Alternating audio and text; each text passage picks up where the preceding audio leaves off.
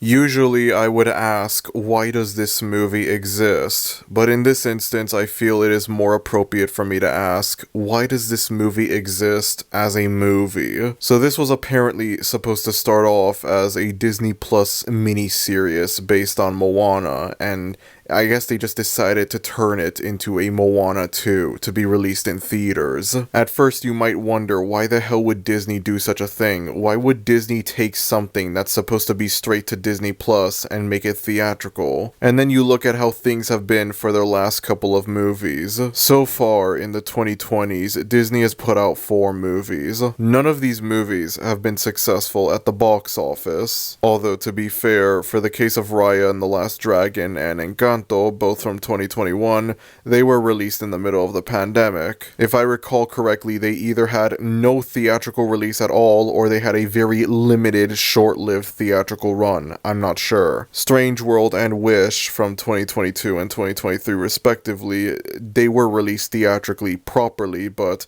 they were massive flops at the box office. And all of these movies, with the exception of Encanto, received mediocre, if not straight up negative reviews from audiences and critics alike. It did seem like Disney was desperate to have a successful animated movie, and so they decided, you know what, let's make a sequel next. Because all of these movies are completely original stories, which I feel that's important to bring up. And so they want to play it safe and create a sequel to an already existing movie of theirs, something that people are familiar with, something that people will recognize. I want to imagine they originally had nothing planned to be released in 2024, but then that changed thanks to 2023's Wish, which was supposed to be the culmination of their 100-year anniversary celebration. One of the biggest disasters in recent movie history. Almost every movie they released in 2023 was a box office flop and or received mixed to negative reviews. The only exceptions to this being Guardians of the Galaxy and, to a far lesser extent, Elemental. Given that Wish was supposed to be the culmination of the anniversary, it would naturally be the prime example of how disastrous of an anniversary it was. The movie was a box office flop and it received very mediocre reviews. It became the butt of many jokes within the animation community due to its poor quality, with people going as far as to speculate that AI was used in some way to make this movie, like they used ChatGPT to write down the storyline, to write down the songs, etc. And so out of nowhere, they decided to take this Disney Plus Moana show that they were working on, and they're like, yeah, let's make this a sequel. Let's make it Moana 2. It. We need a successful movie. And so, at the beginning of this year, around February, if I'm correct, they announced Moana 2. Rather abruptly, out of nowhere, I might add. And I've gotta say, I don't think I've ever felt as consistently indifferent towards a movie as I have with this movie. From the moment this movie was first announced, all the way up to it finally coming out in theaters, I just felt nothing about it. The only thing I could think of whenever I saw anything relating to this movie was, whatever. I wasn't looking forward to the movie. I didn't think it was going to be anything amazing, but at the same time, I wasn't against its existence. I just thought, okay, yeah, they're making Moana 2, sure. Maybe I should have seen that coming. Maybe that was an inevitable thing, you know? We got Frozen 2, they might as well make Moana 2 as well. Why the hell not? I think it's safe to say that this is the movie Disney has been wanting for the last couple of years. It does seem highly likely that this movie will be a success at the box office. If I recall correctly, the first Moana stands as the most streamed movie on Disney Plus, and one of the most streamed movies of all time. Maybe the most streamed movie of all time in general. I could be wrong on that though. So I think it's safe to say that yeah, this movie is going to make a lot of money at the box office. Disney is going to get that successful movie that they had been wanting for the last couple of years. And this would be a perfectly fine thing if the movie was great, if the movie was amazing, if this was a return to form for Disney. It's not. Okay, I'm gonna be honest with y'all. Moana 2 is not a bad movie. It is far from a bad movie, but it's not a particularly good movie either. It is the most perfectly fine, perfectly adequate, average 5 out of 10 movie you will ever sit through in your life. There is nothing wrong with this movie. This movie doesn't do anything bad, but it doesn't do anything remarkable either. The most positive thing that I can say about this movie is that it's better than Wish. That is the most positive thing I could say about it. I'm not gonna say that the movie is good or that the movie is bad. The most that I'll say is that it's better than Wish, and I'll just leave that up for interpretation. I know that people in the future are going to look at 2024 as being this comeback year for Disney, given the success of both Inside Out 2 and Deadpool and Wolverine, as well as the inevitable success of this movie. And truth be told, I don't really think this is going to be much of a comeback. Okay, yeah, Disney has 3 successful movies this year. Compare that to the, 7 or so flops that they put out last year in 2023. Let's also not forget we're getting Mufasa later this month in December, and who knows how that'll turn out. This movie will either be a billion-dollar movie or it'll be a box office flop. There is no in between. Let's hope it's the latter. And then they're still releasing the Snow White movie in March of 2025, even though I have genuinely not seen a single person say anything positive about this movie, whether it be the anti-woke weirdos who complain about girl not liking old movie, or just, people that don't like the movie, people that don't think it's going to be a good movie for valid reasons. I've straight up never seen anyone say anything positive about this movie. So if this thing somehow makes a good amount of money at the box office, that's going to be a massive mystery right there. Disney's reputation as a brand, as a corporation, as a film studio, as so many things, is still at an all-time low. And 3 successful movies will not change that fact, especially considering the fact that 2 of these movies are successful largely because they're sequels to already existing movies. And one of these movies is the most fan-service-y movie ever made. Admittedly, I might have been a little too harsh on Deadpool and Wolverine when I first made videos on it, but there is no denying this is a movie that relies on fan service and nothing but fan service. This is a movie that exists solely to give the fans what they want, maybe a little bit too much of what they want, and so it's basically no surprise at all that it would make $1 billion at the box office. Out of all of the movies to have made $1 billion at the box office, this is easily the least surprising one. Like, in what universe would this movie not make $1 billion, honestly? To make a long story short, we are still going through Disney's nadir. Disney is still at a low point. 3 successful movies will not change that fact. This movie has the same problem as Inside Out 2 in terms of its storyline, where there are obvious differences, there are new things that are added into this movie to differentiate it from the first movie, but at its core, it kind of has the same plot as the first movie. I feel like it's even worse for this movie because, number one, this wasn't supposed to be a movie, this was supposed to be a Disney Plus TV show. And number two, Inside Out 2, yeah, it's mostly a rehash of the first movie's storyline, but it does have new ideas in it. More new ideas in it when compared to Moana 2, that would allow for it to be, at least a little bit interesting. Nevertheless, both movies do kind of feel like they're just treading old ground again. They're just kind of the same thing as the first movie. In all fairness, you could say, okay, how else do you make a sequel to Inside Out or Moana then? But then that just opens up the debate of should Inside Out and Moana have gotten sequels in the first place? Maybe they were better off as just standalone one-time movies. I've never seen Frozen 2. I've heard really mediocre things about it, but Frozen, even though I don't like it all that much, does feel like a movie that would get a sequel. I see that potential for a sequel watching the first Frozen, even if I don't like it all that much. Zootopia, which is getting a sequel next year, is another movie that I feel like has a lot of potential. There are ideas that could be explored in a sequel, enough to help differentiate it from the first movie. And so now I'm dreading the very real possibility that somehow Zootopia 2 could just be a rehash of the first movie's plot. Obviously, there are going to be differences here and there, but it won't have much to make it different from the first movie. And keeping with the tradition of Disney and Pixar making very lackluster sequels, there's also a real possibility that, like, regardless of if Zootopia 2 is different enough from the first movie,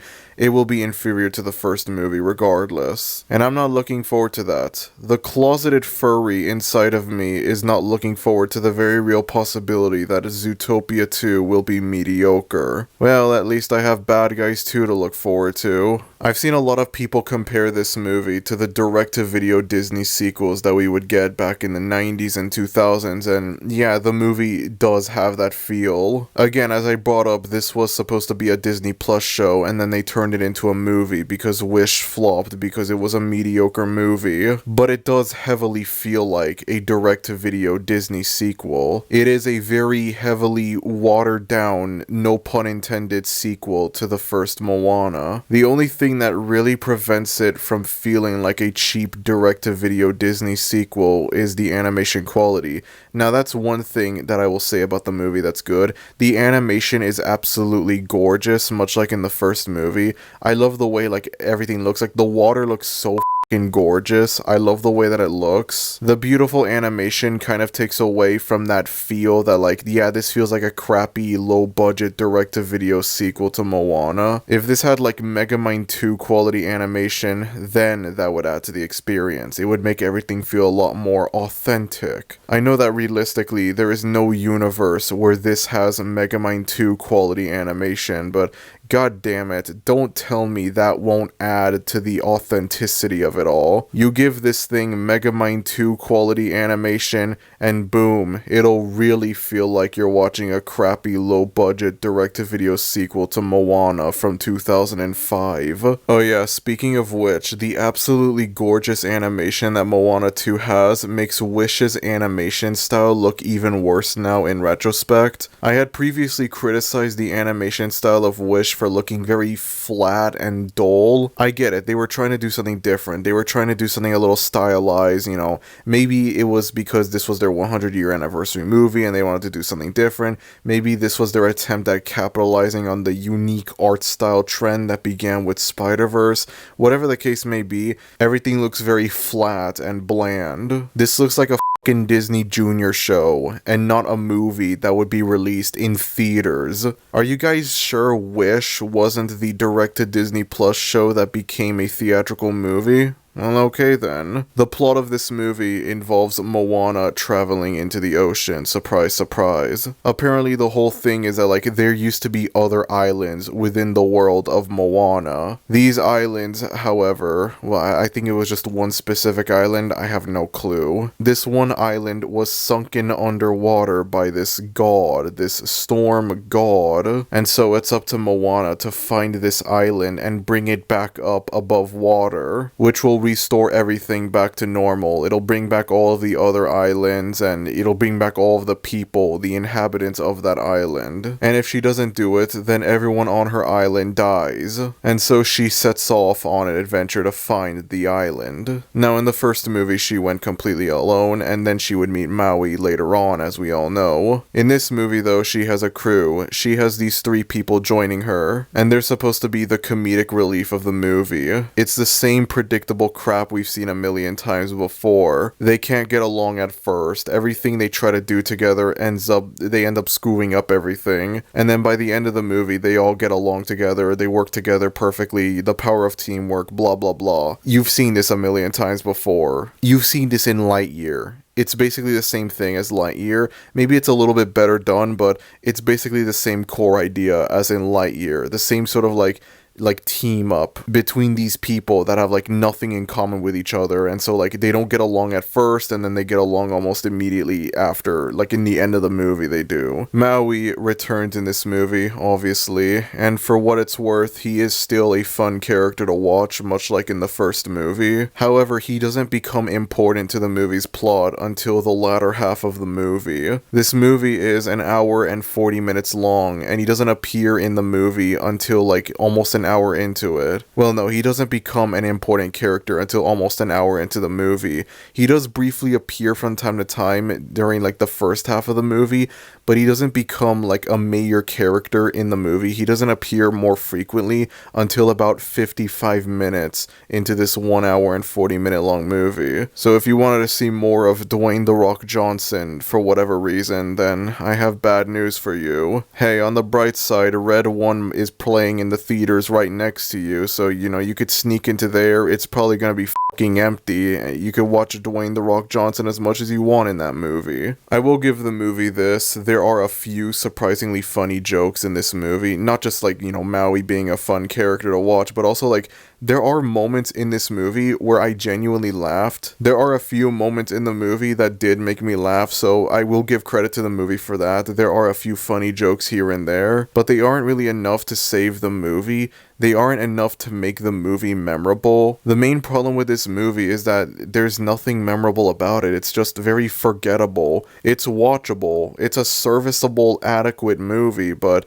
there's nothing really to write home about it, which I think further adds to that direct-to-video feel. Moana has a little sister in this movie, because of course she does, why the hell not? Yet another thing that makes this movie feel like a direct-to-video Disney sequel, made even more explicit by the fact that this character barely appears in the movie, and so she doesn't really serve much of a purpose in the movie. You could cut this character out of the movie, and almost nothing would be affected. The plot would stay mostly the same. I'm guessing this character just exists so that all of the Facebook moms that watch this movie gush over this character. I have no idea. But whatever the case may be, Moana has a little sister in this movie, and she exists. She is a character that exists in this movie, even though there's really not much of a reason for her to be in this movie. The songs in this movie are extremely whatever. I could not tell you a single song from this movie. None of the songs are memorable. They all sound like Disney songs, okay? They all sound like the same Disney songs.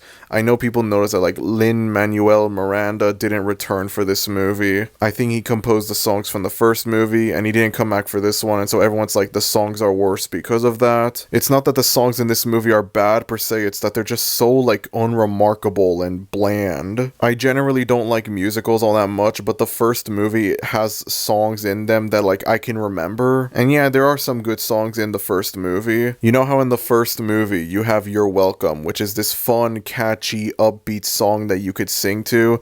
Yeah, there's nothing like that in this movie. Maui does have a song in this movie, but it is nowhere near as good as "You're Welcome." And then you think of "Shiny," you think of, that 70s glam rock throwback song. There's nothing like it in the movie's soundtrack. Something that I noticed about this movie's soundtrack that really interests me is that this was something that I felt with Wish's soundtrack, and now I feel like this is further confirmation of that. So as I mentioned, Encanto came out at the end of 2021, and it was a massive success. Its soundtrack was huge, but especially We Don't Talk About Bruno. That was the big song from Encanto's soundtrack.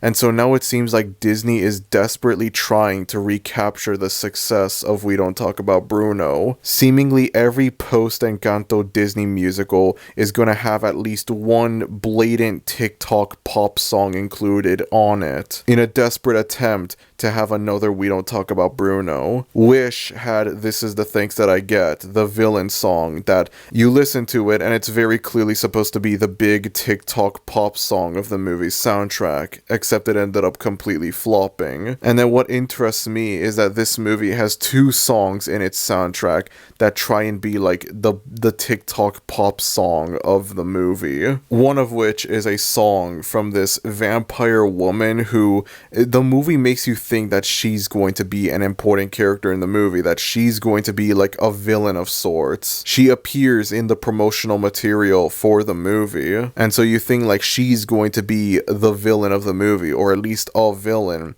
And then that's not the case at all. The actual villain in the movie is the aforementioned storm god. A storm is the villain of the movie. The weather is the villain of the movie. This bat vampire girl, I don't know, is supposed to be like a servant to the storm god. I have no clue. And it's like she hates being a servant to the storm god. She can't free herself away until Moana and the others defeat the storm god and restore peace to the world or whatever. whatever. She appears in one scene prominently and that's it. There's a whole musical number with her, and it's like, it's clearly like, you listen to it and it's clearly trying to be like the big TikTok pop song. I keep saying that a lot, but it does sound like that. It does sound like a Disney villain song. But the thing is, she's not a villain. She's just a character that's in the movie. In the first half of the movie, during the few times where you see Maui, you get like brief glimpses of her, and the movie very much tries to make it clear that, yeah, she's a villain, she's evil and whatever. And then you actually meet her, it turns out, no, she's not that evil actually. She's not a villain.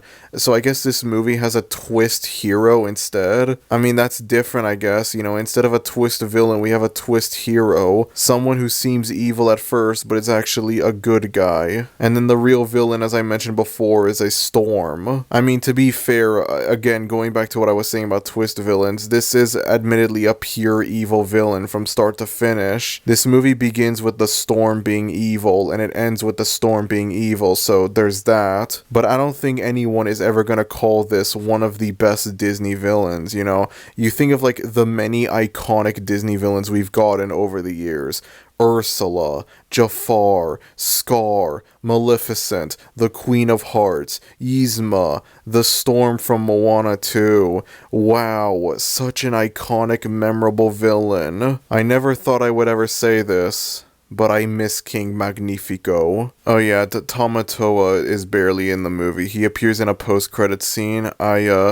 The way that I watched this movie, I watched it in a way that I'm sure Moana would have been very supportive of. You know, the whole thing about Moana and Maui and whatever is that they sail the seas, and so I figured, you know what, I want to be like Moana and Maui when it comes to watching this movie, so I did exactly that. I watched the movie, and it's like, they had the post-credits scene, but it was like a completely black screen, and for some reason it was in Spanish. I don't know why. The rest of the movie was in English, but whatever. Apparently Tamatoa appears in the post-credit scene for the movie, so you know, Schaeferless joke right there. The vampire girl also appears, according to Wikipedia. She appears, so like maybe she might not be a useless character. Maybe they're like teasing a Moana 3. I have no idea. There probably is gonna be a Moana 3. At least that will be like something that started off as a movie instead of being like a Disney Plus show that became a movie. Unless somehow they had already worked on a season 2 of this Disney Plus show and they're just gonna retool that into a Moana 3. Who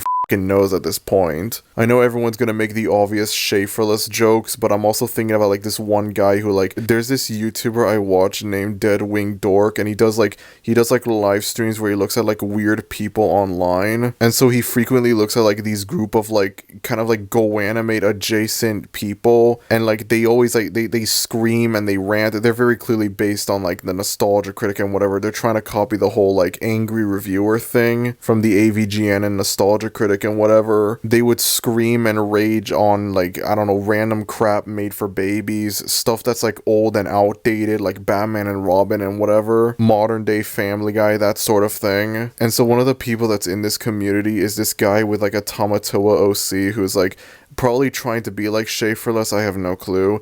And it would later be found out that this guy is a kind of a nonce, as the British would say. I believe there was like some drama within like that community that like they refused to kick him out, and then eventually they did. I have no clue, okay? I have no clue at all. And then ever since Dead Wing Dork talked about these people, they've become like semi-infamous on YouTube, with other YouTubers talking about them. I look at the quality of their videos, and I look at like how they like scream and rage at like the most insignificant things you could possibly think of, and all it does is just make me heavily grateful for the fact that my videos have a very dry, deadpan style of humor. I know that might sound egotistical, but you know, it's better than this. This is the alternative I could have went with.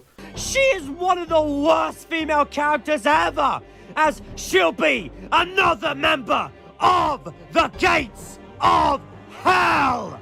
Anyways, Moana 2 is a movie that exists. It's a movie that was made. It doesn't really have any reason to be made, or more specifically, it doesn't have any reason to be made in its current state. This would have been perfectly fine as a direct-to-Disney Plus miniseries. Like, I think they did the same thing with Big Hero 6 a few years ago. They made a Big Hero 6 miniseries, and so I guess this was, like, gonna be the same thing, but with Moana. And then, Wish was a flop critically and commercially, and so it's like, yeah, we want a hit animated movie, we want a successful animated movie, and we want it to be a sequel as well, something that people are familiar with, something that people recognize, you know, sometimes it's okay to play it safe, I guess. And so here we are with Moana 2, a movie that was quite appropriately, abruptly announced back in February of this year, I believe. In all fairness to Disney, which is something that I never thought I would ever say, this was before Deadpool and Wolverine and Inside Out 2 came out, and so like no one expected those movies to be as massively successful as they were. Well, I mean, okay, everyone expected Deadpool and Wolverine to be a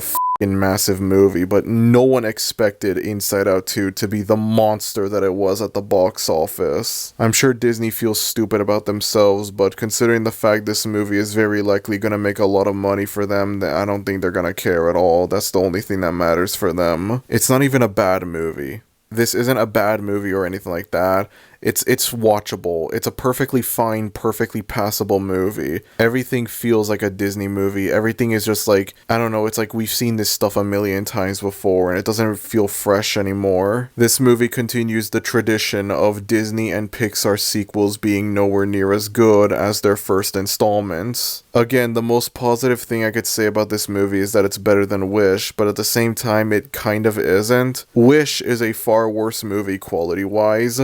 I don't remember anything about Wish except for the fact that it was extremely generic and forgettable, which is kind of ironic in a way. There is nothing memorable about Wish except for the fact that there is nothing memorable about it. It's so easy for me to forget though that there are genuine problems within Wish. I remember watching tons of videos from the beginning of this year going over like why is Wish a bad movie, analyzing like the flaws in its storyline, analyzing like the flaws in its song lyrics and whatnot. People speculating if AI was used in some way for this movie. Was ChatGPT used to write down the lyrics, the script, the storyline, whatever? That sort of thing. At least it was a little bit fun to do. It was fun to make fun of Wish. It's not fun to make fun of Moana 2. The songs from Wish are better and worse than the songs from Moana 2 at the same time, because of the people making fun of how bad the songs from Wish were. The people analyzing everything wrong with the lyrics and structure and whatever of Wish's songs. I don't think anyone's going to be doing that for Moana 2's songs. I probably shouldn't be comparing this movie to Wish all that much, but you know, Disney just released one of their biggest failures, and now they're coming back with a much more successful movie, even though this movie isn't really all that great either. Prior to this movie coming out, I did have that prediction that like, this movie could be mediocre, this movie could be on par with Wish for all we know, and it would still make $1 billion just because it's a sequel. I don't know how I haven't brought it up yet throughout this entire video, but I think it's important for me to note that I personally consider the first Moana to be, to date, the last great Disney movie. Every Disney movie we've gotten since then has ranged from mediocre to straight up garbage. To be fair to Moana 2, this is probably the best post Moana 1 movie that we've gotten from Disney, which isn't really saying much, and I guess that's kind of ironic, you know. A sequel to the last great Disney movie is the best Disney movie since said last great movie, but I can't help it. That's how I feel about it. It's a movie that exists. It's whatever. It's fine. It's not something that you should go and watch in theaters. This is something that, like, you can sail the 7 seas for it, watch it on streaming. That was the way it was supposed to be. Wait for it to drop on streaming if you must. The way it was supposed to be watched. Or sail the 7 seas to watch it. It's what Moana and Maui would have wanted. This is not a movie to spend money on in theaters. I'm just gonna put that out there. Anyways, that's about it. If you enjoyed this video, then be sure to like, and if you're new to the channel, maybe consider subscribing, as it would be greatly appreciated. Thank you everyone for watching this video, and I will see you all next time. Adios.